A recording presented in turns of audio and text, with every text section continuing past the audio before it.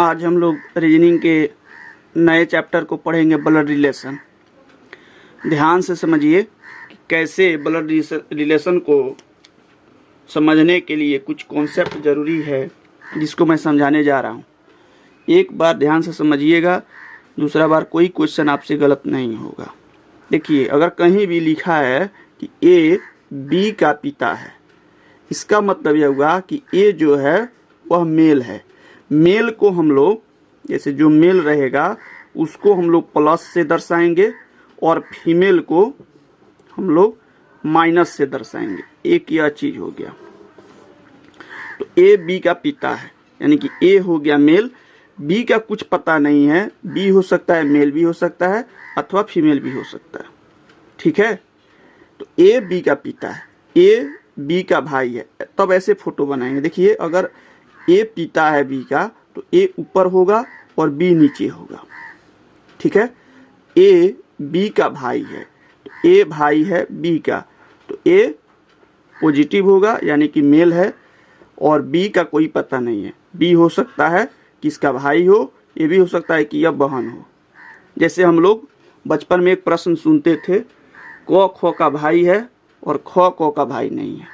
तो ऐसे ही होता था, क जो होता था वो भाई होता था ख का।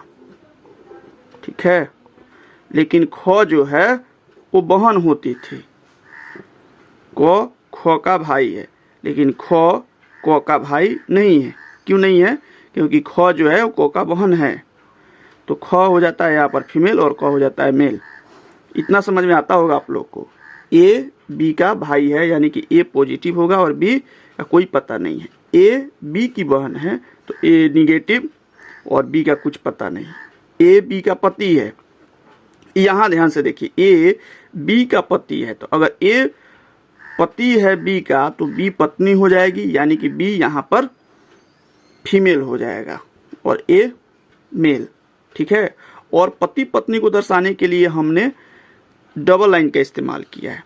पति पत्नी डबल लाइन, भाई सिंगल लाइन, पुत्र खड़ी लाइन और पुत्री भी खड़ी लाइन। ठीक है, भाई बहन के लिए ऐसे, और इतना ही रिलेशन से सारे रिलेशन बनते हैं, ब्लड रिलेशन। ठीक है, आगे चलिए। ए बी का पति हो गया, ए बी की पत्नी है। अब देखिए, ए जो है पत्नी है तो बी हो जाएगा उसका पति, यानी कि यह हो जाएगा प्लस, और डबल लाइन करेंगे। ए बी की माँ है तो ए हो जाएगी फीमेल और बी का कोई पता नहीं है।